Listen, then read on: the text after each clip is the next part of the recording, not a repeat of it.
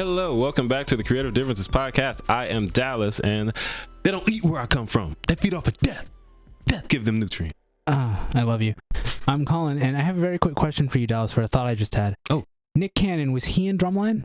He's the star of Drumline. So maybe Drumline. he's trying to redo it, but make like the band members all his children? Think about it. That's insane. A sequel with his kids, featuring only his kids. Anyway, this intro's gone on too long. I'm Colin. Hi. I'm going to circle back to that, though, immediately.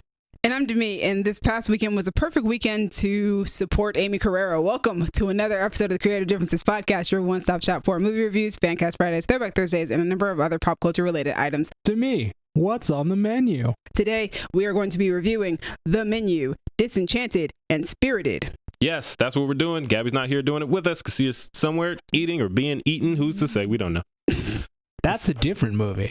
We saw a trailer for that movie, but that's a different movie. Depending on how you take the word eat. That too. Oh, I took it literally because... Either way, who's to say? Boned and all. All of those are different movies. Hey. Bones. Before we get into the episode, please like, share, subscribe, hit the bell, hit the link, share it with the homies, so we can be rich enough to go to secret restaurants on like island. No, I'm not doing that. Hold on. Rich enough to do it. I don't think we do it. I know. But I want the option, After watching this movie, I'm definitely not doing it. If you tell me it's $1,200 a person, I want to be able to think about it and be like, nah. Instead of just not thinking about it. I want the option. Exactly. Before we do that, I had to circle back to Colin's point about Drumline because I recently saw someone had posted the clip. Have you seen that movie recently? Not recently, but I saw it. I've seen it multiple times, but I haven't seen it recently. That movie starts with Nick Cannon going to his father and saying like, I just want you to know I ain't got a bunch of kids running around. I ain't got a bunch of baby mamas. No, really? It does. So like I think around kid number 8 or 9, somebody posted that clip. It was like the irony. Oh. The irony. I mean, back then he didn't. Yeah, but Damn. now he has a marching band of children. Anyway. Back onto The Menu. Great. The Menu, directed by Mark Mylod. I'm going with Mylod. Or Milad. I don't know. Could be Milad. We didn't look it up. He is known for his work on the television series Succession and Shameless. The shows with, I haven't watched either of these White shows. People Gone I've heard Wild? good things. Yeah, it's White People Gone Wild on both these shows. He also made What's Your Number? It's a movie. Maybe you like it. Maybe you don't. I don't, but that's not what we're here for. It was written by Seth Rice and Will Tracy. Seth Rice is a writer for The Onion, Comedy Bang Bang, and Late Night with Seth Meyers. Will Tracy is a writer for Succession and Last Week Tonight with John Oliver. Oh, okay. Yeah, they're like late night people, Yeah. which makes sense. I brought that up after we saw the movie. Yeah. I was like, it makes sense that writers like that would write something like this. Yeah, it's that. Movie stars: Ray Fiennes, Anya Taylor-Joy, Nicholas Hoult, Hong Chow, Janet McTeer, Reed Birney, Judith Light, John Leguizamo, Amy Carrero. She wasn't on my list, but I added her for me. Thank you. And the IMDb Plus, summary. she had one of the best moments in the movie. IMDb summary states, a young couple travels to a remote island to eat at an exclusive restaurant where the chef has prepared a lavish menu with some shocking surprises. Shocking surprises? Shocking surprises. There were some Isn't shocking that redundant? surprises. I feel like you can be surprised without being shocked, right? If you walked in and I was like, surprise, Colin, I got you some socks. You're not shocked. I am kind of shocked because I'm like, what the fuck? You got me some I feel like socks? shocked is a strong Why are word you for so that. easily shocked? That's not shocking. It's pretty shocking because I wasn't expecting to get socks. I feel like surprise and shock are kind of interchangeable. No, because if you walked in and I said, surprise, Colin, and stabbed you with a katana, That's shocking. that's shocking. Well, no, that's You'd be literal shocked. shocking Demi would because be I would shocked. go into shock. That's different. I just feel like there are levels to this and you're not. I don't know. I mean, you are my English guy. So normally I would defer to you. Colin's think you're levels wrong. are very different than ours. Although, yeah, Colin, he's jumpier than we are. That's true. Maybe he's more easily shocked. Anyway, let's get to our review of this movie. Yeah, I liked it. It is good. It is dark. I got what I expected, and I got what I didn't expect. Those are my overall thoughts. Colin? I loved it. Like, Nice. from minute 1 to the end, I was in the entire time, and it just kept getting better. The way the movie presented itself, like with all the dishes, it was exactly what I wanted. Because I wanted, if you're going to a fancy restaurant, I want you to present the dishes like a fancy cooking show. Oh, yeah. Like that, here's a beautiful shot of the dish and looks at the ingredients. And Yes. yeah, I wanted that. I got that. And I got everything else too. Those And are it my was favorites. divided into courses. And it was great. divided in it was just, this movie is so good. They were on theme throughout. And there was a point like halfway through the movie where I leaned over to Dallas and I was like, they wrote this movie for me specifically. And man, I'm pretty sure that's the student loans line. it was a student loan line, which is funny because that would also apply to me. So whoops. Ooh, Yeah. I'm sorry. I'm almost there. Next time Rafe invites me to go eat at his exclusive restaurant, I will just say no. Don't do it. No, I'm gonna say no. But man, this movie just slaps. It's so good. What are your thoughts on the movie? I really enjoyed this movie. I haven't been this filled with anxiety during a movie in a while. Like, I feel like I was anxious through Nope, but like it wasn't like this intense. It was kind of just like, I'm seeing a horror movie. Oh my gosh. This one was like legitimate. Like, I'm really anxious because I'm really not sure what's going to happen here. I just know bad things will happen. Dallas, could you feel my leg shaking? Because it was going hard. Yes. Yeah. Oh, the anxiety was hitting. Yeah, so that, for me, this movie, like you brought up Nope, and when I watch Nope, I'm thinking, I'm not expecting Jordan Peele to do some of the more graphic things that Mark did in this movie. Oh, absolutely not. So with this movie, I was expecting that kind of stuff. And that's kind of what I mean by it was what I expected, but also not what I expected. Because from what the movie was, that's exactly what I expected. But some of the things it does and subverts in the story, I was thinking, oh, like we talked outside of the movie about how we thought that Rafe might be this type of character with these kind of goals and motivations. But turns out, no, it's way over here. And It's that so was a far nice away. subversion. Yeah, it was a really clever and original story, I would say. I enjoyed the satire of foodie culture a Oh lot. my god! The thing is it satire? Because that shit is real. That's the thing. It is, but that's why it's satire. Like I don't. See, Yeah, that's the thing movie is, itself is satire. Like it's satirizing it. Definitely. I don't know. It didn't feel like it was satirizing foodie culture so much as just accurately portraying it because that shit exists. Nick Holt is definitely a satirization Yeah, of if you those look types at of people. Nicholas Holt's character, And also, no, even Janet McTeer's character is a little Is she like the they push critic? those. yeah, her and her assistant. We have to talk about that off mic actually because I have but I have questions about her and her role in things. Interesting. But also, speaking of like those types of characters, like I found that this movie's exploration of privilege and entitlements and even criticism and like, you know, I guess art criticism in a certain sense and like our relationship to our passions and like what happens when you fall out of love with the things that you used to love doing, that you used to be passionate about. Like I really liked that exploration and I thought that it was really cool to see it applied like in this environment. And I thought it was a good way of being a metaphor also for art itself or any other type of passion, I guess. I think it could kind of fit as well. For me as an artist, just automatically my brain goes, oh, this is a really interesting commentary on art and people who create art, who ingest art, critique it, all sorts of things like that. And I think that there's kind of like I think this movie attacks that at almost every angle. Like it's, which is really interesting and fun. But also this movie, despite being graphic, we have mentioned that it's a pretty graphic movie and pretty dark as well. It's also really funny. That's the thing. So funny. Because I think that was something I want to say maybe Dallas said or you said. It was like there was a certain point at which I think Dallas, you said like you thought you were gonna, this is okay, this is the turn, this is when it's not gonna be funny anymore. And it kept being funny throughout. Right. I thought, okay, this is where they're taking the movie for the people who thought they were getting something else. Surprise, it's a completely different type of movie. But no, it keeps being that type of movie that it was. Yeah. Just way darker and more violent. Man, I like what you said about it being like an observation of art and like the way people critique art and everything like that. Because I feel like, especially when I go online, looking at critiques of art, especially movies and TV, I am Anya Taylor-Joy in a world of Nicholas Holt. And I hate it. See, I think I would thinking about that because I think there's a separation, and I don't know if there should be or there shouldn't be, between critics and random people. And I don't know how I feel about either camp because I think that both can be equally pretentious. But I feel like regular people are usually more dense. And I don't know. I think they're more both dense and like there's more of them, or like no. More dense, like nuance kind of escapes them, and so it's like, yeah, I kind of feel like you do, where it's like I just want people to calm it down because it does sometimes feel like people are getting almost too into things. But that's why I really liked this movie because, like I said, I think that this movie attacks it from all different angles. It's allowing people to have this conversation. Like, I don't think that this is like a conversation that most movies bring up. I think that this movie specifically kind of is looking to explore those different avenues of, well, what's good criticism, what's bad criticism, how should you critique something, or how much should you critique something, how much of it is you kind of dissecting the magic of what makes it what it is. Like, I thought that was really interesting. Oh, that's a good, because he says something about that in the movie, yeah, that was the moment where I was like, oh yes, this is not just a movie about cooking, it is a movie about art. Also, the cast is fantastic. This movie would not work if the cast was not as good as it is.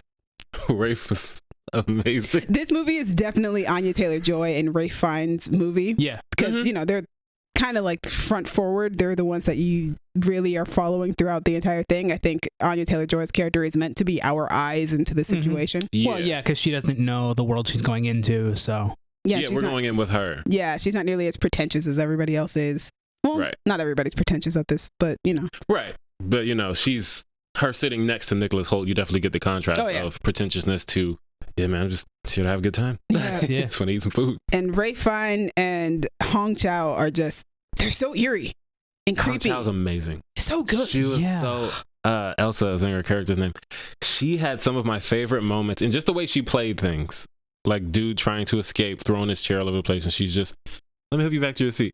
And like the calm detachment and contempt she has for just about everyone but Ralph Fiennes. Yeah. But also the way she delivers the line. Tortilla is my favorite. It's one of my favorite moments of the movie. If you've seen it, you know exactly how that hits. Yeah. She's so good. We talked about Nicholas Hoult. His character he's like so perfectly annoying and pathetic in this movie. Yeah. That's the thing that I really enjoyed, was the pathetic aspect, because I didn't think that was going to happen. Like, I got that he's a foodie, but then when he started being like pathetic and almost like a simp, I was like, oh, this is interesting. Almost a simp. That man isn't a simp. Wow. Yeah, he is. I really don't like characters like that. And this one is, like, it definitely serves the purpose of the movie. So when it's something that for me is just not to my taste, I don't say like, oh, that's a knock on the movie's quality or anything like that. But there are certain things about the movie, like him, and just overall, this movie's a level of bleak that I don't really vibe with, which I was able to get through it because it's so funny. See, that's funny. Interesting to me, because I usually have a problem with bleak things. It's true. That's true. But I think my thing with bleak is if bleak is applied to the entire world, kind of that's when it really like a hits Walking Dead me. situation? Yeah. Whereas this is like, this whole thing happens, but it feels more isolated. Yeah, the world's not bleak because they're literally on an island. Decent number of them, whether you agree with what happened to them or not, you know why it happened to them. But that's one of my favorite subversions, is that I was really thinking the why was going to be a lot more significant for each person, and some of them were so dumb. Like, Rafe is just a crazy person, and I love it, and he plays it so well. That's the thing, is like, the movie leaves you with a lot of questions that you know you're not going to get answers to, and it's just like, I think that, and this kind of also goes back to the Nicholas Hoult character as well. There's a certain level of, I think we've gotten to a point where some people will start to nitpick or like analyze movies and be like, well, it's not really realistic, is it? Right. But like, I think what helps with this is that, well, we're pushing the envelope, we're making things ridiculous, we're emphasizing and over exaggerating certain characteristics, like Nicholas Hoult's character. He's super exaggerated character. I think Janet McTeer's character is also a very exaggerated portrayal of what she's trying to be. She feels like a satire. Yeah, John Leguizamo's character, same thing. Like, these are exaggerations, and because these are exaggerations, we are able to believe the really outlandish things that happen in this movie. But also still somewhat take it seriously, because we're not being thrown out by, well, now we have to get real, like, grounded real quick. It's like, no. This whole thing is ridiculous situation to be in. But it's also bleak. It plays its ridiculousness well, where it's like, yeah, if you have enough money, sure, you can do this. That in and of itself is ridiculous. I mean, yes, but that is also reality. Yeah, it is. The world is ridiculous. Yeah, that's the point of satire. And that's why how ridiculous everything is. Yeah. Before we move on, though, obviously, I want to give a shout out to Mark St. Cyr, who plays one of the businessmen.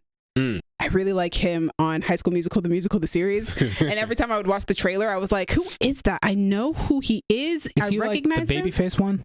He's the black one. The black one? Yeah. What does he do on High School Musical, the musical series? He's a science teacher. Oh, okay. I keep forgetting that there would be adults on that show. Yes. It's cool. And then also, obviously, Amy Carrero, who plays John Leguizamo's assistant and was one of the draws for me to see this movie. She has one of the funniest moments in this movie. Oh man. It's so funny and it's so sad at the same time. And visually, I think this movie is very well done. I feel like we see movies a lot of times, like big blockbuster movies, where it's just like it's a lot easier to critique the camera work or stuff like that because they're doing really fanciful stuff. Mm-hmm. This time around, it's like I don't really have anything particular to like really point out because I feel like everything is just working towards uplifting the story and working with what they're doing to tell this story. This is all like one cohesive unit that all goes together. It works very well. I feel like you're right that sometimes a lot of blockbusters will do like, look at this shot. We're doing this shot look so at that you all can the look money at it. we spent. Right. Look at how we tilted the camera. Look at the zoom here. Look at the color. And I feel like this movie didn't do that, but it didn't need to. But even still, like the production design, for instance, is very unique. It looks good though. But all of it just fits together. It's just one very good cohesive piece. Yeah, The Menu's a good movie. I really like it. It's really good. I'm glad we saw it. Definitely say if you're gonna see it though, try not to learn too much about it, because even if you watch the trailers, you're still not gonna know that much. But it's fun how much weird shit happens. Yeah, because I was talking to somebody about it. He was like, the movie about the restaurant? And I was like, yeah, technically yes, it is about a restaurant, but he didn't know what it was. And he was like, oh, I'm gonna take my girlfriend to see it and just tell us about a restaurant. Oh no. So it's like what is that, Chef? Right. One of those. Burnt one of those. And I wish I could have gone into this blind because I want to know what I would feel like not knowing what this was. I would need to know. When that moment happens with old boy. Oh no. That would have took me out. I would have looked around like, oh, See, that's the thing. Even knowing what this movie was, that still got me because I was like, oh. Yeah. It was the speech before it. Yeah. That was honestly had some almost worse monologues than what actually happened. I was just like, oh, this is unbearable. Oh, last thing I want to say is that this feels like an episode of Atlanta season 3. Oh no. Just one of the anthology episodes? Yes, especially because of the one where they're eating the hands. Like, I was thinking about that when I was watching this, like, oh my God, it's like the hands. Yo, that... See, the thing is, you guys are like, you should go in without knowing too much about it. And I'm like, I would at least need to know that it's like a horror thriller kind of comedy. Sure. At the very least. At least the genre. Because I would, even knowing, I was not prepared for what was in the movie. That's fair. Oh my goodness. On to a very, very, very, very, very different movie. Yes, completely different. Disenchanted. Disenchanted. Oh, wow, yeah. Talk about a shift. Directed by Adam Shankman, who directed Hairspray, The Pacifier, Bringing Down the House, and A Walk to Remember, just so you guys can know the range here. And it stars Amy Adams, Patrick Dempsey, Maya Rudolph, Gabriella Baldacchino, James Marsden, and Idina Menzel. IMDb summary says, 15 years after her happily ever after, Giselle questions her happiness, inadvertently turning the lives of those in the real world and Andalasia upside down in the process. I don't think that's supposed to be 15 years. It should probably be 10 because that would make Morgan, 15 years would make Morgan, what, she was 8? 8, I think, yeah. Yeah, that would make her like 23 and she's in high school in this movie, so. Okay, yeah, so definitely not 15. Definitely not 15 years. Anyway, I had a lot of fun. I really enjoyed this movie as someone who adores the first film and remember seeing it in theaters. If you like the first one, you'll probably like this one.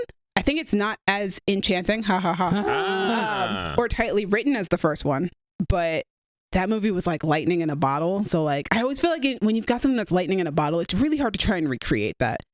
Yeah. Like people who like get upset about The Legend of Korra in comparison to like Avatar: The Last Airbender. I'm like, okay, but Avatar: The Last Airbender was an exception. It is not the rule.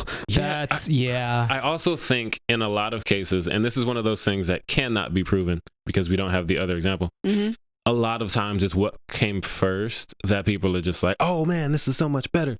Right. And it's like, you were seeing that, like you're saying, you were seeing that for the first time. And now you've seen something like that. So this one, even though it might not even really be worse, you're just like, yeah, I've seen it. Yeah. And it's like... See, that's an interesting thing because for me, it always goes in reverse. I usually see the thing that comes after before I see the thing that comes before. So by the time I see the original, I'm like, eh. That happens to me sometimes. Yeah. Anyway, Disenchanted. But yeah, as I was saying, like it's hard to recreate lightning in a bottle. Like you can't do it. It's not a thing. But I still think that this is really good. It's entertaining. I do love the continued exploration of tropes, specifically the evil stepmother trope. So good. It made for a really good mother-daughter story for Giselle and Morgan. I wish that they had found a better way to tie Robert into it. They basically send him on a side quest and he has like nothing to do. Really? Dempsey, right? He like has nothing to do with like the actual story that's happening. His story doesn't really go anywhere. They just kind of let him do fairy tale stuff, but it doesn't really matter towards the actual central story, which is Giselle and Morgan. Hey, Demi. Yeah. Demi. Yeah. Are there cool calypso drummers? Ooh. Are there cool clips? No. See, and I was thinking about that because I feel like because the first movie was fairy tale brought into reality, so reality is now meshing in whatever populars with that is what's meshing in with fairy tale. This time around, it's like fairy tale is overtaking the real world. Right. So you're not quite getting red vines? No giant red vines? No giant red vines. Shout out to red vines. They tweeted at us. They did. Me specifically. It was weird. I also love that the first movie was about Giselle bringing magic to the real world, and this one is about her trying to find magic.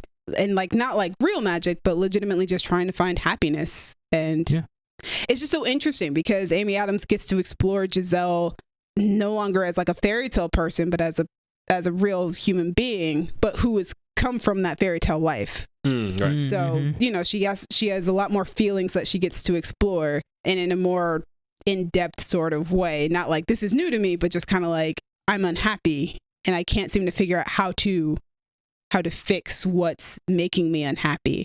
But I want to make sure that everybody else around me is happy as well. Go to therapy, don't. But like, despite all that, Giselle is still as vivacious and cheerful as ever, and Amy Adams just plays it perfectly. She's so charismatic, and on top of that, she gets to portray the evil side of Giselle. Ooh. And just, oof, man, more movies need to let Amy Adams choose scenery, because she is carrying, man. Like, she's the best part of this movie. I didn't watch all of it. I only watched the first episode, but you might want to watch Sharp Objects. I hear she's spectacular in that. I mean, she's spectacular in everything. The woman needs an Oscar. But she is, man, she's hammy. She's chewing scenery. It's great. Gabriella Baldacchino was the surprise performance for me. Patrick Dempsey, Idina Menzel, and James Marsden seem like they are clearly happy to be back and having fun. Nice. Doing all the fun stuff that they get to do. I kind of wish that there had been more of them. Maya Rudolph is great, and Yvette Nicole Brown and Jayma Mays are amusing as her henchmen. The songs are done by Stephen Schwartz and Alan Menken, so they feel imbued with that like classic Disney magic and really help capture the Disney princess vibe. A lot of people are pointing out that like these songs aren't quite as catchy. Okay. And I do agree with that. However, while watching the movie, there are a few that I'm like, ooh, I really like this song. So like Amy Adams and Maya Rudolph have a villain song that they do together. Okay. And it's so good. Yeah. Oh my gosh, it's a standout. And then I also really like Idina Menzel's song for the movie, which is called Love Power. Amy Adams and Maya Rudolph's song is called Batter. And Gabriella Baldacchino has a song called Perfect. That was when I was like, oh, wow, okay, wait, hold on. You're really showing out for this. I'm really impressed, seeing as she's the recast for Morgan. Oh, who does make it, the original Morgan does actually make a cameo appearance in this movie. What? Interesting. She does. Who's she playing? She's just a random person in a crowd who says something to Giselle. But, you know. I didn't catch it. I didn't know it until I looked at Twitter because that's a grown woman now. Yeah, very different looking person. And then like finally the visuals are solid. The magic effects look cool. Adam Shankman is always great at capturing dance sequences, which some directors don't really have an eye for. Like that's a talent, I believe. Directing in itself is like a talent and a skill. But on top of that, like directing musical sequences and like making it look good, like wow, yeah. Also, choreography is also very, very good. As it should be. So yeah, if you like the first Enchanted, you'll probably like the second one. It's not as good as the first one. It doesn't quite have the magic that the first one had, but it's still a lot of fun and it's really enjoyable. Nice. Speaking of musicals. Yeah, speaking of magic and musicals and songs and dance. Spirited. It is directed by Sean Anders. He directed Sex Drive, Horrible Bosses 2, and Instant Family. And it's written by Sean Anders and John Morris, who wrote all those movies and a bunch of others with Sean Anders because they work together all the time. Nice. Yeah, they're a team. Movie stars Will Ferrell, Ryan Reynolds, Octavia Spencer, Sunita Mani, Patrick Page, Marlo Barkley, and Tracy Morgan. Out of nowhere. Oh. Right? The movie is a modern retelling of A Christmas Carol, but a little different. And the IMDb summary states, a musical version of Charles Dickens' story of a miserly misanthrope. Charlotte Dickens? No, he said Charles. I was like, did I say Charlotte? That was Charles Dickens' story of a miserly misanthrope who was taken on a magical journey, but a little different. I like this movie a lot more than I expected to. I like this movie less than I expected to. I'm surprised that you didn't expect to like it, just given who's in it. No, I think he expected to like it. He expected to like it less than he did. Yeah. I expected to like it more than I did. That's so interesting. Did you have high expectations for this movie? Yeah. Okay. I love musicals. You do love musicals. I'm a huge musical fan, and I have been my whole life. Yeah, I'm cool with musicals. So I saw it and I was like, okay, Christmas Carol with two people I really like. I also really love Christmas Carol movies, so There's that. they're like Cinderella movies for me. So I was like, okay, I was wondering how we're going to do this thing that we've done so many times. But I liked the twist that they did with it. I do too, and I like the way that they incorporated it, because the trailer doesn't really. I feel like the trailer plays it off like, oh, this is it's kind of an adaptation of Christmas Carol, but like it's not. Right. And then like when you watch the movie, it's like, oh no, it is. We're incorporating things that are actually from the original story into this movie and into this story. Yeah. And the way they did it, I was thinking, oh, that's really cool. Yeah, it's a really interesting adaptation of it and the behind the scenes thing. I had so much fun. Just their dynamic, Will Ferrell and Ryan Reynolds. They're so goofy. Ryan Reynolds together. is so good at buddy movies. He is. He's the perfect person for someone to play off of. Yeah. Whether he's being the straight man or not. Because he can be goofy. He can also be Jason Bateman, like calling someone else out on how silly and ridiculous they're being. And Will Ferrell, one of the goofiest men in Hollywood for like the last decade. I feel like he reins it in this movie. He does. And sometimes he has to be the straight man. Yeah. And it's fun to watch that dynamics like shift back and forth. Yes. Ryan Reynolds is, being himself, but more of a dick than usual. Yeah. Like the line. Deadpool? Huh? So Deadpool? No, because Deadpool's not even that bad. Is like Deadpool's a dick, but he's also a hero, a reluctant one. But he goes about his whole life saving people. Ryan has a line. He says, "Please hold your indignation because it's gonna get worse." And that line to me, one, perfectly encapsulates his character. Yeah. But also, I love it because I feel it in my soul, and it applies to so many things that I say on here just to get a reaction out of Colin, or you or Gabby, whoever, just to get someone to say something or look at me crazy. And I'm just thinking like, oh boy, it's gonna get worse. Don't worry. Yeah, this movie is really funny as I anticipated from a Ryan Reynolds movie. I think one of my key issues is that like there are points where I forgot it was a musical. There's a long period of time where they go without a musical number. They do, yeah. And I was just like, oh, right. Right, we're doing music. This is a musical. Yeah. This is what I came for. So I kind of wish that they had injected more of that, which is crazy because there is quite enough of the musical part in it. But I was just like, there's a lot of songs. Yeah, there are quite a bit of songs. It's longer than I thought it would be. It's over 2 hours. And 10 minutes. Yeah, so I think that's probably why you can get what's kind of a double-edged sword because, someone, for me, who I can like a musical, but it really depends on the music. Yeah. So inherently, it's not my favorite genre. So I was cool without the musical stuff, but it didn't bother me. But someone who's going in for the musical stuff, I came for the music. Like, yo, it's been a while. When's the next song? I forgot it was a musical. But also, like, shout out to Pasek and Paul because Pasek and Paul are amazing at what they do. The songs are great. I don't know if they're the catchiest songs that Pasek and Paul have ever written. Right. But they are a lot of fun to watch. Yeah, like not all of these songs are my kind of slaps musically, but I don't think any of them were bad, and the performances are all very good. I was very impressed with how well Ryan Reynolds, Will Ferrell, and Octavia Spencer can sing. Yeah, this is Ryan's first musical ever. Anything, I think. Yeah. I was like, oh. The performances are good. That Good Afternoon song was so ridiculous, but I loved it. I was like, you have a decent voice. I'm actually very impressed. Mm-hmm. And then just like, shout out to the choreographer whose name is Chloe Arnold. You did your thing because the choreography on this was fire. Yeah, they were going in with a lot of the songs. And the tap dancers? Yeah. Yo. The first Ryan Reynolds song where he's giving that like... That's such a good number. I love it. And it almost feels like the kind of writing that we would see in... like The Menu, the people who write late night stuff. Yeah. When he's going in talking about his whole thing is like outrage marketing, basically. Yeah, I was going to say, to explain to Colin why he's such a dick, he just does, his entire business is associated around disinformation. Oh. And drumming up outrage. And there's a line where they talk about a Billie Eilish Ed Sheeran beef. Yes. And they're planning it to the day. So like, okay, cool. Oh. Ed is going to say something mean on this day. We're going to have him apologize to her on Sunday. Oh. And then Ryan is saying, oh, maybe push the apology back a little bit closer to the VMAs so we can get the maximum amount of... So that's his whole... Okay. Yeah. So that's what I mean. Like, that's why I was like, no, he's worse than Deadpool because Deadpool doesn't do stuff like that. Right. Okay. This guy like legitimately is like, I'm one of the worst people you will probably ever meet. Although it's very funny when it's not even one of the ghosts. When Patrick Page's character appears to him, which I love Patrick Page. He's amazing. Jacob Marley? Marley, yeah. Patrick Page is in this? Yes. I am interested. And he's great. He's amazing. So good. I love Patrick Page. His song, when he comes to Ryan Reynolds the first time, and Ryan just keeps like, I'm sorry, wait.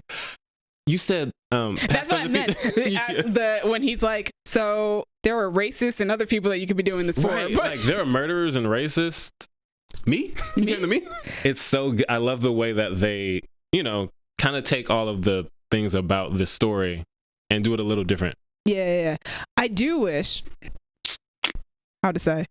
So there is a love story for Will Ferrell in this movie, which I think they did really well. Yeah, it was very wholesome, very sweet. Ryan Reynolds technically also has a love interest. And I just was like, this doesn't, that one was... It was a fun joke at the beginning. And then when we get to the end, I was like, oh yeah, you guys are being serious about this. I was just like, I wish that you guys had kind of, I don't know, made romance a little bit more intrinsic to his changing. Because even bringing up my girl, Amy Carrero, who is playing his ex-girlfriend. Yeah. Like even Nora's role in his life, it's just kind of like, but what does this mean to him? Yeah, I thought that was going to come back. Yeah, I was like, it doesn't affect him at all. No. Like, it's a good setup for one of the songs that they have later on. And it's a really great song. But I was just like, I wish that the romance aspect of his life either played more of a role in him changing, or it just wasn't there at all. Yeah, I feel like we didn't need it, especially because that scene... that when I watch it, and I think that's just because I'm conditioned by movies, they show the scene where the dude's girl leaves him and he's like, I gotta get her back. Shout out to Amy Carrero, though. She was great. She was great.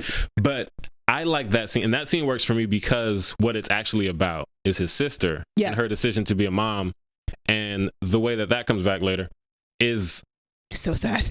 Yo, I almost cried watching this movie twice. It was so sad. Almost. The hospital scene? Yeah. But not the first one. The second one. Yeah, where they actually reveal, when they go back to it. I knew what they were going to reveal too, and I was just did not. I did. I was, oh no. And because Ryan is, and it's not surprising because I watched all of his movies because I love him. So I'm not going to say a surprisingly good actor, but he's always doing comedy. Yes. So he's a very good dramatic actor. Yep. And he gets moments like this and the one with, I think they call it Christmas Yet to Come. Yes. With the kid. That scene. I didn't think they were doing that. Yo, I did not see coming. Yeah, so when they did that, I was thinking like, okay, there's a way this could be going, but they wouldn't do that. Listen, for sure in my head, my thought was literally the worst thing that this man has done, the biggest mistake he has ever made was not letting Amy Carrero fix him and not keeping her in his life. That's the worst mistake he's ever made until we get to that part. And then I was like, okay, this is now number one. But not letting Amy Carrero fix you was number two, for sure. But yeah, that's another moment where he's talking She legitimately says, I thought I could fix you, basically. Oh, honey, no. She was like, I thought I could fix you. I was like, oh, baby, and it's not your responsibility. And so I don't like that line, and I do like that line. I don't like it because, the whole I thought I could fix you thing is always silly to me. But I do like it because it sated a question I had, a question I always have of, we've established this character to be such a dick. Why is this person with him for so long? Yeah. And I was thinking, why are you with him? Because she said you can never put anybody before yourself, blah, blah, blah. And then she says, I thought I could fix you. And I'm like, oh, okay. You're with him because you're silly and you thought you could fix him. Fair. Because you're young and in love. Exactly. But man, yeah, that scene, that last one, when Christmas Yet to Come is, just pointing stuff. And they're at that scene that none of us expected. Yeah. The way Ryan says, I can fix this or something like that, and like this voice shakes. Yeah. I was like, he's gonna get me. Yo, does he have what is his name? Holes. Zero? No. Yeah, what do you mean? The farmer? Oh. I can fix that. I can fix that. I can fix that. I can fix that. No, that's what Amy Carrero was. She's I can fix that. She's I can fix that, and she didn't. Yeah. Man. That was I was like, oh, this movie is harder than I thought. I think I was just because I've seen a somewhat musical version of this story done before. It's one of my favorite versions. It's called A Diva's Christmas Carol with Vanessa Williams. I think the reason why the romance aspect doesn't work for me here is because of how it works out in that movie, which is that Vanessa Williams' character is the Ryan Reynolds type of character. And she's forcing her people to work through Christmas. We're on tour, blah, blah, blah. And her tour manager or whatever is her ex-boyfriend. He's the Cratchit character. Her relationship with him previously has an actual impact on who she is now, on the decisions she makes, and going forward. Even if she doesn't end up with him at the end of the movie, he at least plays a role in that change. And it's just like, there are so many characters in this movie. Yeah. To put that at the end, I was like, okay, that's just a little cute thing. Y'all didn't really want us to look too much into it. But also, yeah, making the Ghost of Christmas Past a big old thirst bucket was hilarious to me. It was. She's so funny. I love her. She's on Glow, and that's the first time I saw her, and that show is great, and she's great on it. So I was very happy to see her in this. That whole squad was so funny. But I was like, oh snap, she's Gabby. They got a Gabby on the team. It's so funny though. The movie is really funny. It's really enjoyable. It's definitely something that I would watch every Christmas. It's a lot of fun. I can definitely see this working into the Christmas rotation. Yep, I like the music. It looks good. It's like, there's this thing where like streaming movies sometimes don't really look as great as like movies that you would see in theaters, and that's probably usually due to budgetary reasons. Right. But like, you watch a movie that's made for streaming and you're like, yep, that movie was made for streaming. That was made for this living room. But this one I was like, yeah, I could probably have gone to see this in a theater, and which it was in theaters. I wish I had known that. I would have probably tried to go see it in theaters. But I was like, oh, this looks really good. The effects look really good. The cinematography looks really good. I like the production design. Like, his apartment is dope. Yeah, very nice. And even like the afterlife looks really dope. I like that. I like that a lot. Also, Christmas Future saying "Welcome to the Bone Zone." I will not give context, but that line killed me. Yeah, it's a good movie. It's a good, fun movie. Yes. Oh, did you notice the Buddy the Elf Easter egg? Yes. That was great. That was really good. Like, I love this movie. It's so silly. But yeah, I recommend, if you like Ryan Reynolds and or Will Ferrell movies, you'll probably like it. It's very much their style of comedy, but with some more music. On the Ryan Reynolds end of things, I would say, because Will Ferrell's not going as the Office he usually does. He does a couple of times, but not. He has some moments, but yeah, he's not doing full on old school. I also really liked Ryan Reynolds, his character's relationship with his niece. I thought that was interesting. Yeah, and as someone who has a niece who is 11, I see stuff like that in movies, and I'm just thinking, all right, just be better than that guy. You're like, I can do this. Right, easy work. But yeah, that's Spirited. It's on Apple TV Plus, so it's easy to find. Yeah, check it out. Watch it for Christmas time. It's Thanksgiving time now, so wait. Happy Thanksgiving, by the way, guys. Right? Yeah. Watch the movie next month. All right, that is those things. Colin. Me. You watched 10 minutes of a thing. Technically, I watched 12 minutes of a thing because the whole thing was only 15 minutes, 12 minutes plus credits. And I was like, well, I'm not going to stop. Oh, I think I know what it was. What did you watch? I watched the first episode of, I don't know if it's fair to say I watched it because there wasn't much to watch. You listened to it. I heard the first episode of a show called Calls. Yes. Which is on Apple TV. It doesn't need to be a TV show. I don't know why it is a TV show because it's all audio. It's like basically a radio show? Is it a podcast? Is. What the heck is this? Well, it's not. It has visuals, which I think the visuals of the text are nice just for ease. I do like the visuals. You guys watching a lyric video? What the hell? Essentially, yes. It's basically, all the show is it's just phone calls. And the story develops through phone calls. Yeah, I think I talked about this when I watched it last year on the podcast. Yeah, like I don't get why it's a show and not just like a podcast someone put on the internet, but like, cool, whatever. It's a dope cast. The cast is amazing. That's what made me want to watch it. And just the concept of it. We're not here for me. We're here for Colin. What was your 10-minute take, sir? So I watched whatever the first episode, and I don't know. I'm stuck between this is either really cool or it feels like every mediocre creepypasta I've ever read. I don't know. Oh, right. Because the first one, it got, at first I was like, this is really interesting. And then it got to a point and I was like, now I am less interested in what this turned out to be. But like, I don't know. I mean, it's an anthology thing, right? Like, yeah. So, every episode is a different call. Right. Literally. Well, multiple. Because even episode 1 was multiple calls, technically, because it's like a call between these two people. And then she calls someone else. And then he calls someone else. And then they call each other. But there's someone else like also on the line. And it's like, it's all the same situation, basically. I don't know. It's interesting. It's definitely one of those, like, I might check out more of them because why not?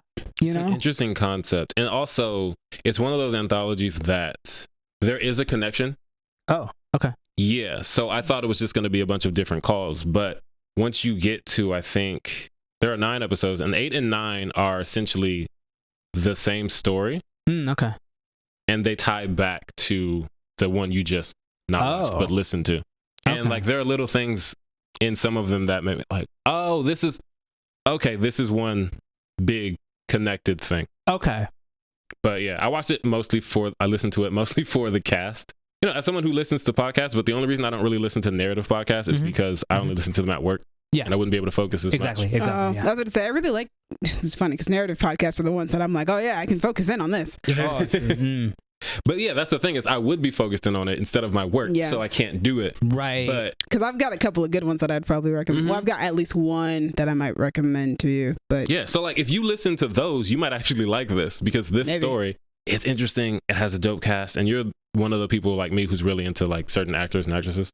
Yeah, that's why I listened to The Cypher, which was a podcast that was Anya Chalotra and Chance Perdomo and a few other really. I think George Takei was in that one too. Oh, nice.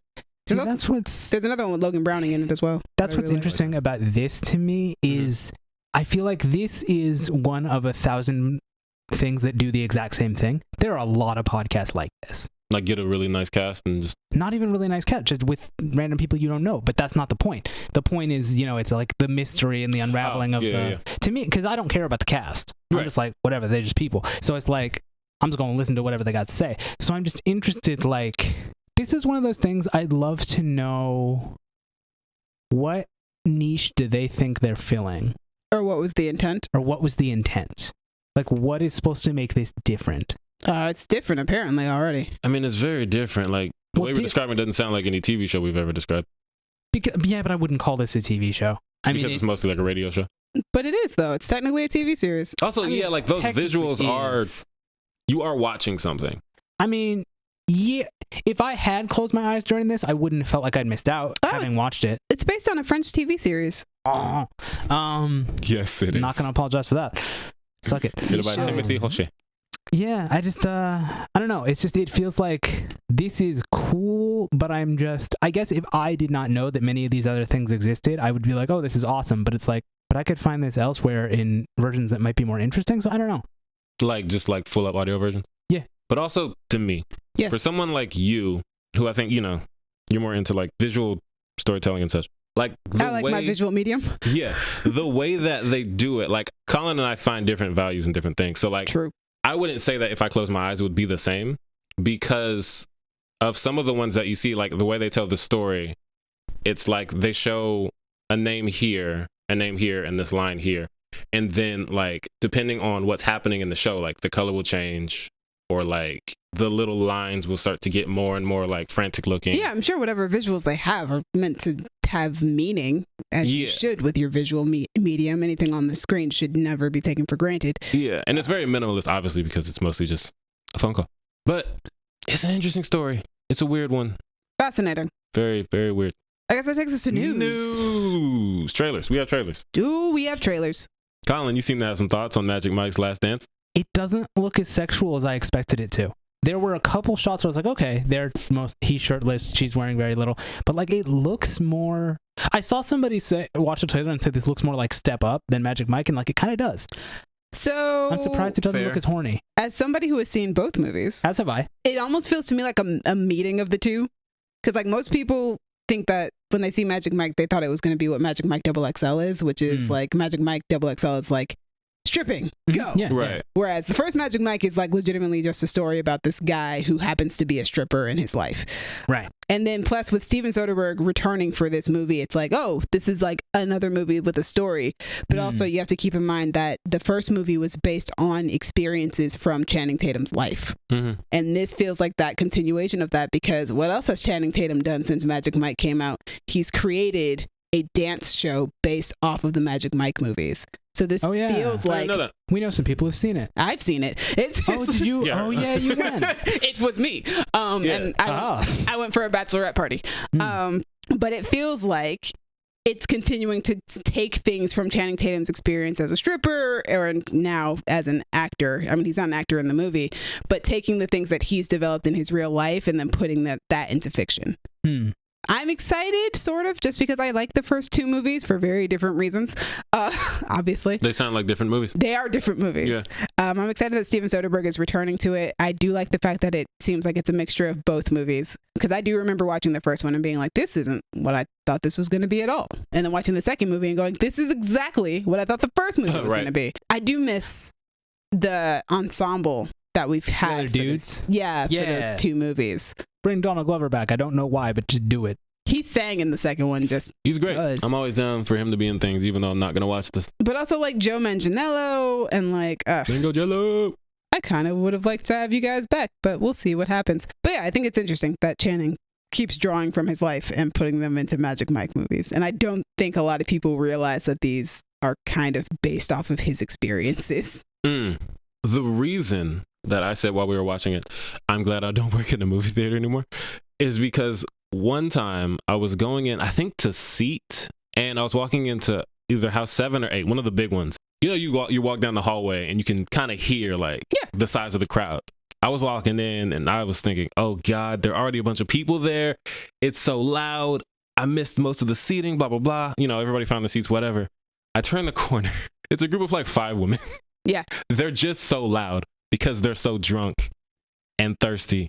There are certain movies that you have when you work at a movie theater that you just... That's still the not... middle-aged drunk woman crowd. Listen, that's still not as bad as the middle-aged woman who flashed our 18-year-old greeter before 50 Shades of Grey came on. Yeah, 50 Shades was a curse. Yeah, I went to see Double XL twice in theaters, both times at the request of my mother.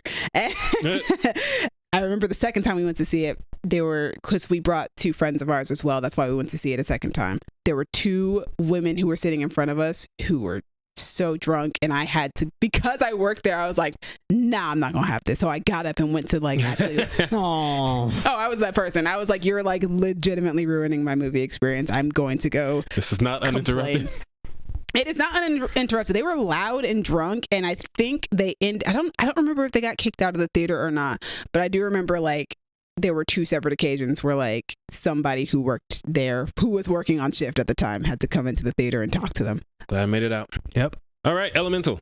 Pixar, totally different. Pixar, yep, switching from strippers to Pixar. This whole teaser is just a cute little rom-com meet cute, and I like it. Yes, and it raised a lot of questions. This feels like most Pixar the movies type of movie for me that I'll watch it and be more interested in the world than the story they end up telling. I could see that. There's definitely something about this world that I need to know more. Well, okay, so here's the thing. While we were talking about Magic Mike, while she was talking about Magic Mike, I was on the site that I specifically go to when we have questions about animated things, and I was going to see, could I find porn of the characters? Because the question that I have that you may also share is, how does it work? When you're made of fire, he's made of water. When you have sex, how does it work? I'm sure that that's what this movie is going to explore in much less graphic detail. See, that's the thing. They're not going to explore it in like much that. less graphic diagrams. detail. I looked. I didn't see any yet, but give it some time. Like I said, in much less graphic detail. I'm sure they're going to explore, like, these 2 want to be in a romantic relationship, obviously. They've got to kiss eventually, but how? That's the thing, is I hope they dive into, like, I hope it's not just like fire people and water people. No, they're not going to do fire people and water people don't like each other, because that's not the vibe I got from the trailer. No, everybody's living in harmony. They get really into the physicality of it. That's the point that I wanted to bring up. So, hear me out. Oh, God. Oh, I'm ready. Why am I here? I am ready. Wait. Is she ready to get into the splash though? No. Like, no. No, I'm just saying she is. Ember is ready. Yeah. And that could be a problem because she's made of fire. I hope she sings. And that leads me to my point. Leah Lewis. Segregation is bad, yes, but oh, hear me out. All right, so I think this is my cue to leave. Hear me out. I'm sorry, you can't start with segregation is bad, but you can't do that. But automatically just crosses out everything you said from before. There. Exactly. You can't. There's no going up. But integration is good, but is that better? No. Here's the thing. I am still personally offended. You're just trying to protect the fire person. For very obvious reasons. If I get on the train with you and I could die if you trip over, maybe we should be separated. Like all the stuff that was happening, all the stuff on the train that was kind of cute world building moments. Somebody sneezed on a plant person and then they grew hair or body tissue or whatever, a baby. I don't know. Like the things that can happen in this world when these beings interact with each other. Like, can a water person change the life cycle of a plant person? I would assume. That's wild. That's insane. If I could touch you and then you age like a month, we shouldn't be together unless we want that. I just feel like there should be maybe a fire train and a water train. Oh my God. A fire car and a water car. Oh my God. Who has to go in the back? No. Separate trains. Oh, just that's what I'm saying. In general. How do you order those trains? Someone's got to be at like the end of the train because you don't like them, because that's apparently what you want. Dallas is I don't care advocating who's on hard what for side. segregation. You are a black man. Guys, we need to stop, please. I'm just Dr. saying King it's did not die for this. It's dangerous, Colin. It's They not can be separate but equal. I'm just saying. It's not Dallas's fault that they're playing rock, paper, scissors with these people's lives. Exactly. Thank you, Demi. Pixar's over here like, oh yeah, it's cute that he dripped on her and she disappeared a little bit. Oh, it was a nice little meet cute. No, she could die. She could die. She just stops existing. Right. That might be the like. But Pixar movies are sad. Oh man, but think of what they can do, like jokingly with like her like heating him up, and that like it's a representation of like horniness. Oh no. Yeah, it's gonna get crazy. Oh yeah, This movie's gonna be wild. blub blub, Oh no. trying to get wet. Yep. Splash zone. Splash zone. All right. Last trailer. Moving on. Missing. Yeah, They're doing searching again, but now we got Nia Long and Storm Reed. And it's in reverse. Yeah, now the parent goes missing instead of the child. Yes. And I'm so down. I'm I with like it. searching. Searching was really good. It was real good. I haven't seen it. It's so good. You should see it. It's fun.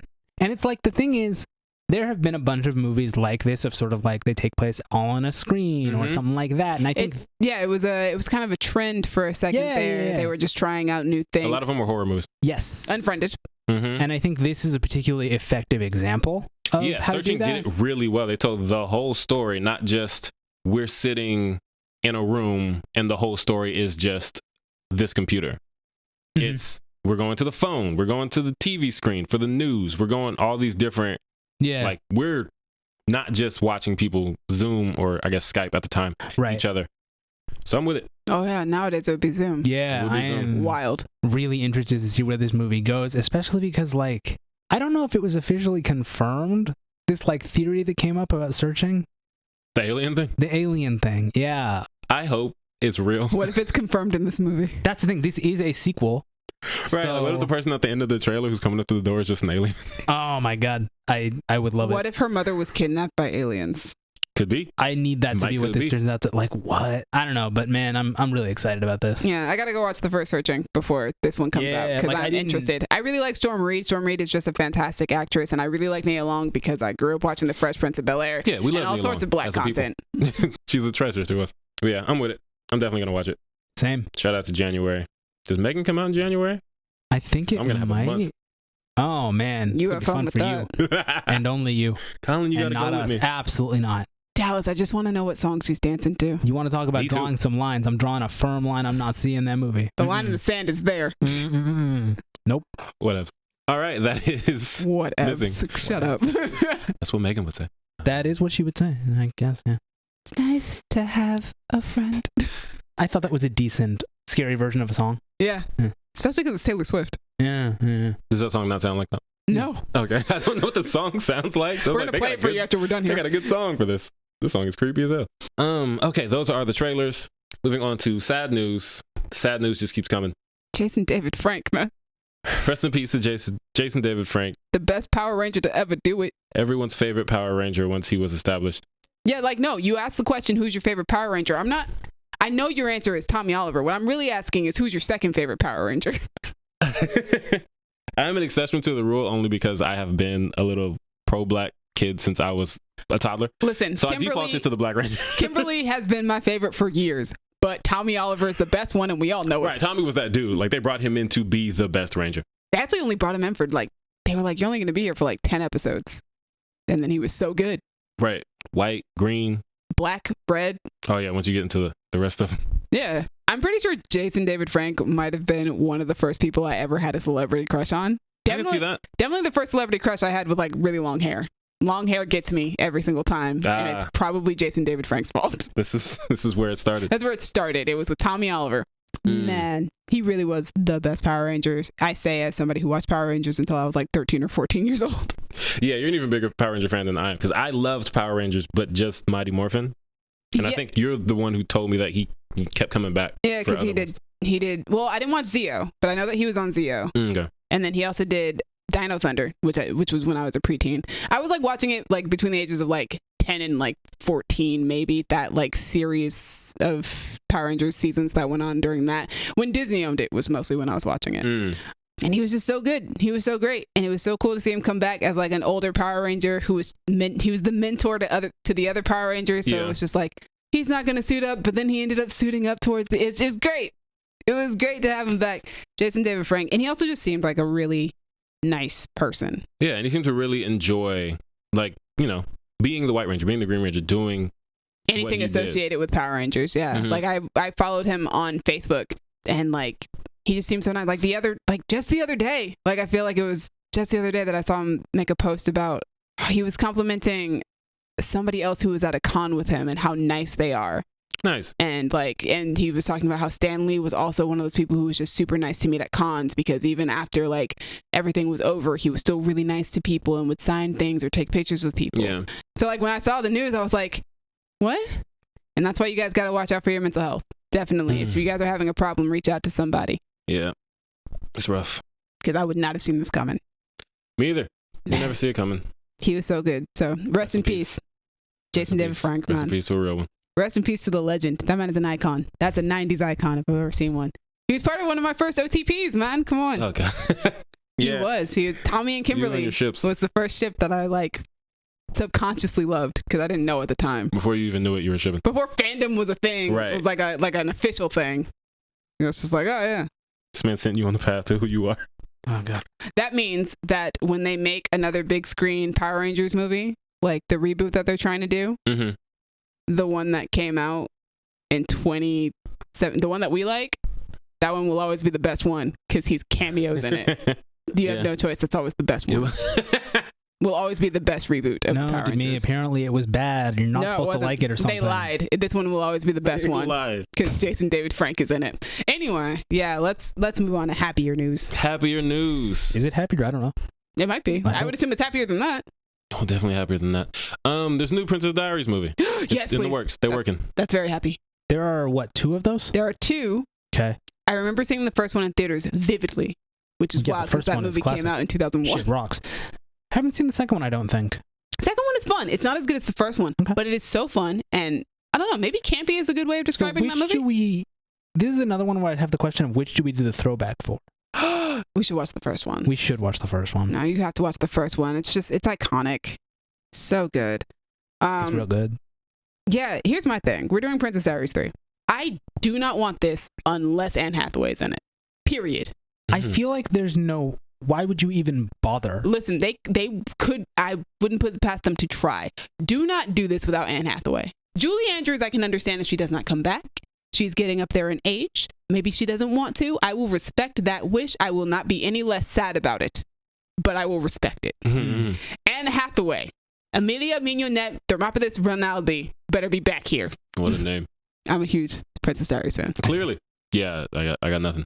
I hope that it is a continuation and not like a reboot or something, because just it sounds like it's a continuation. Well, see, that's what I don't know. Is do we know that are people like officially calling it Princess Diaries 3, or is that just people heard another Princess Diaries and rolled with it and said, oh, it's a third one? I don't know. It might have been they rolled with it. However, it is one of the same producers from the original 2 films, which is why I want to believe that it's a third movie. And they've been trying to develop a third movie for years, even since Gary Marshall was alive. He was like set to direct a third one or something like that. Okay. And then he passed away, and I'm sure so this could be that finally happening. Could be that finally happening. Wouldn't mind Chris Pine coming back as well to play Nicholas Devereaux, who was her boyfriend, I would assume, by the end of the second movie. Also was the reason why I fell in love with the name Devereaux, because that is a cool name.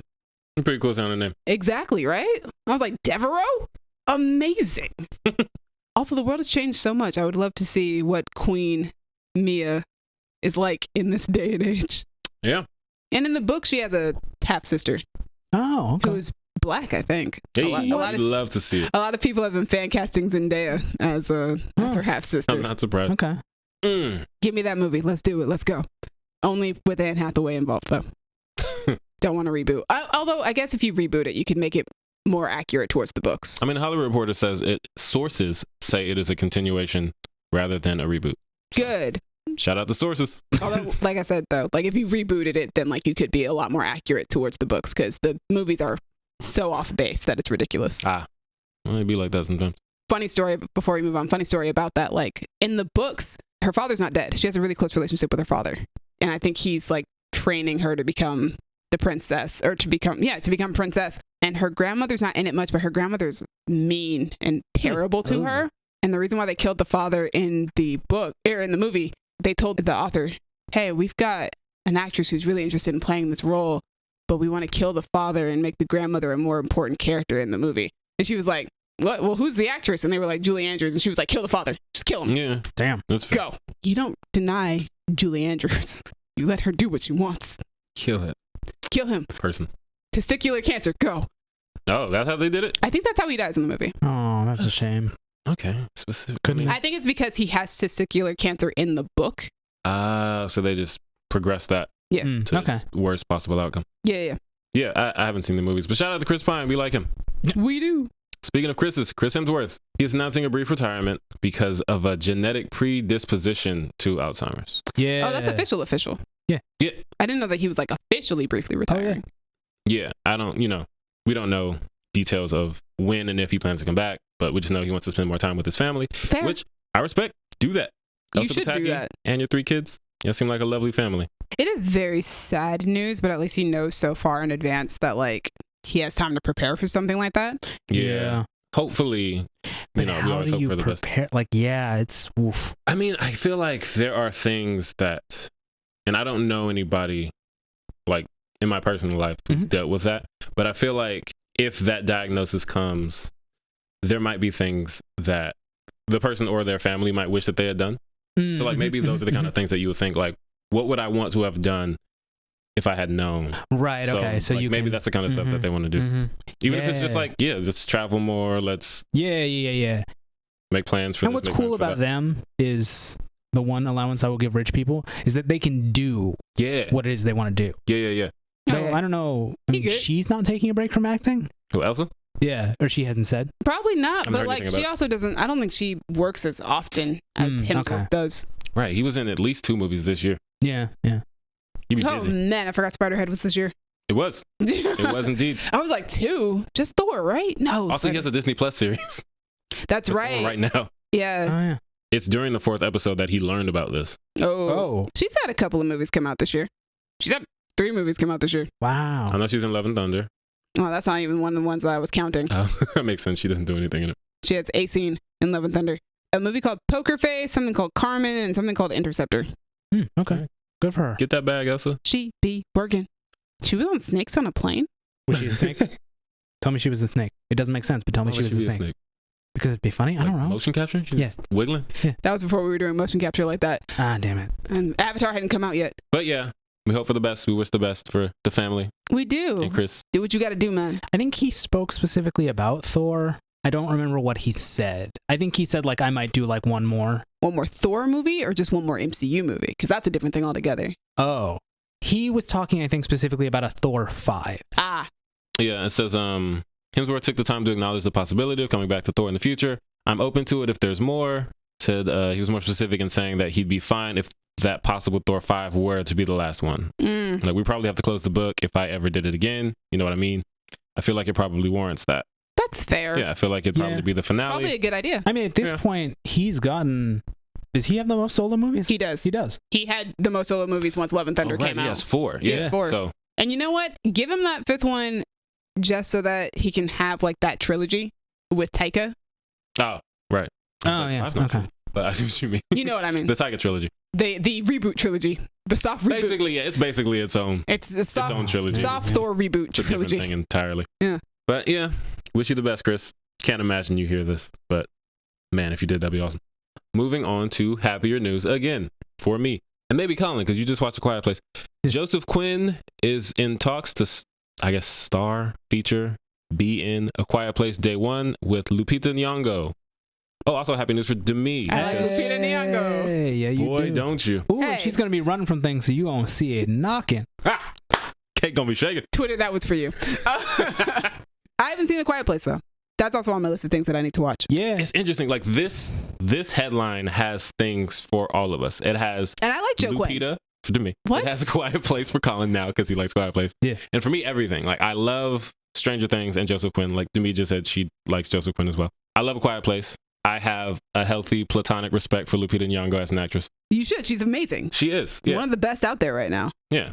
You and I look at her differently. No, we That's fine. don't. Oh, most certainly do. Whatever. Anyway, I'm very excited. Eddie Munson is dope. Joseph Quinn, fantastic dude. Glad he's getting work after Stranger Things because he was a standout. Yeah. And A Quiet Place is amazing. I love both of the movies. I'm sure that this next one's going to be great. It will be directed and written by maybe Michael it is a movie. Sarnowski, the dude who made Pig. I didn't watch Pig. Is that the Nicolas Cage. Nicolas Cage one. Has a pig. Yeah, the film is set to release on March 8th, 2024. So yeah, I'm with it. I love Eddie Munson. I hope he gets. I want to say, he lives. Like, Stranger Things is so dark, especially with his story. But Quiet Place ain't gonna be happy. Like, it's still gonna be dark and bleak and sad. Like that. At this point, like I said, you just hope he lives. That's the thing about I haven't seen the second one yet. Ooh. But the first one, there were moments where I thought, hey, the world could maybe not be bad. But then we never actually got more of that. Like when they're all lighting fires and they're doing like the beacons of Gondor lit. I was like, yeah, that was really nice. We ain't never seen none of those people, so they probably dead. Yeah. And day one, like, it's just gonna be a bunch of people dying because it's day one and we don't know what to do and how's it gonna work. And but also, the things are around. Out of both of these two movies, I think my favorite scene is the scene from day one in Quiet Place Part 2. Oh, there's a scene from day one? Yeah. That's the beginning of the movie, isn't it? That's why I want you to do a 10-minute take, because that first 10 minutes to me is like, cinema. Interesting. Call Scorsese. Call John Krasinski. But a whole movie of that, but with Eddie Munson in it, I'm with it. And then, to me, are you going to watch these movies? Eventually, yeah, one day. Okay. Cool. We'll do a throwback. We'll watch it again. And then, I don't want to. Ooh, don't make me do that. You've seen it. We'll see how many movies end up on the list. The whole reason that I hadn't watched The Quiet Place was I knew everything that happened in it because I've read that synopsis multiple times. Of course. It's the jump scares. I don't want to get that on camera. That's I will die. That's the content. That's the content. Oh. Once you jump. Oh, no, because that first one is so bad. Like, I was so mad. You want to stop me from going down the stairs? There's 1,000 ways you can do that don't involve so much. Yeah. I can't wait. But yeah, I'm happy for all of us. The horror fans, me and Colin, and then Demick and Thirst. Yeah. Something for everyone. Yeah. All right, that's the news, guys. We did it. Oh, that's it. That's all. That's the news. God, I feel like there was so much more that we were going to talk about. I don't know why. A lot happened. It did not make the list. A lot happened this week, guys. All right. Well, thank you, audience, for listening to all that. As always, thank you, Crown Digital, Brandon, and Aya for putting us on Spotify and Apple Podcasts. To me, thank you for editing and putting us on YouTube. Yep. And reminding me that Spirited came out this week because I had completely forgotten. I was not going to watch that movie. I think the only reason I remembered is because Amy Carrero said something about it. Shout out to Denise Thirst. That's admiration. I really just like her. That too. Colin, thank you for your 10-minute take on that weird show radio podcast thing that is called. Yeah. And for seeing the menu with us, because I realized that you've been watching the things recently. Not all the things, but... And not all the way, but... There was a stretch of time when every podcast was just Demi and I doing a review, and then you chiming in here and there for like a 10-minute take. I hope y'all are ready, because that's probably gonna happen again. Yeah. It's just gonna be Double D movie reviews. Double D. Guys, we're rebranding again. Yep. Titties. No. Anyway, audience, what do you think of the menu? Spirited, Disenchanted, all the news, the trailers. You like it? You love it? You gotta have it? I don't know why I went to Cold Stone sizes. Yeah, that was interesting. Because I didn't know what you were doing. And then like when you said, as soon as you said Cold Stone, I was like, oh, that's what that was. I said like it, and then I don't know, I went on a Cold Stone train. That's fine. But yeah, let us know in the comments. We need y'all to comment because... Yeah. Like, we really appreciate that we've gotten more engagement. Shout out to the 2,000 plus people who viewed one of our TikTok reels, but like, tell us how you feel about them. Yeah, we would love some comments. Shout out to the algorithms doing what they do. We don't know how it works. Anyway, hit us on Twitter at y'all_different or Instagram and Tumblr at Creative Differences Podcast or Facebook.com/Creative Differences PC or TikTok at Creative Differences Pod. If you want to talk to me specifically about how much I love Ryan Reynolds, you can find me on Twitter and or Instagram at King Named Simba. You can find me on mostly Twitter, but if Twitter's dying, I guess I'm on Instagram, though I don't really use it. And now I'm on Hive. I don't know why, but I'm... So you're on a Hive? On Hive. It's a social media app that's basically like Twitter, but it's not Twitter, which is why people are moving to it, because it's not Twitter. I've never heard of this. We'll talk about this later. Anyway, find me on those various places. I'm Duck McGuck on all of them. And you guys can find me on Twitter and Instagram at Dreamy Films. Dreamy is spelled DREEMI. Thanks again for joining us. Tune in next time where we might be reviewing Glass Onion, a Knives Out mystery. Where can we find Gabby? They can find Gabby at Welcome to the Bone Zone. It's all one word, no underscores. Of course. All right, it's been different. Bye. Bye. Colin, I have a question. What's up, dog? Ooh. I don't think this counts as a splash zone. It's just Yeah. Something weird. Oh God. So you brought up looking for certain things on a certain site Oh God. about a certain movie. What's the, I guess, most unexpected thing that you've seen that kind of art for? Wow. Like you just pop up and like, whoa, they have art of that. Like I don't really go on there for my own purposes anymore. Right, just for research. Pretty much go on there for research. So I'd have to get back to you on that. What's the first one that popped in your head? See, I don't know. It's just anything you can think of that is animated. That is There's the rule. porn of it. That is the rule.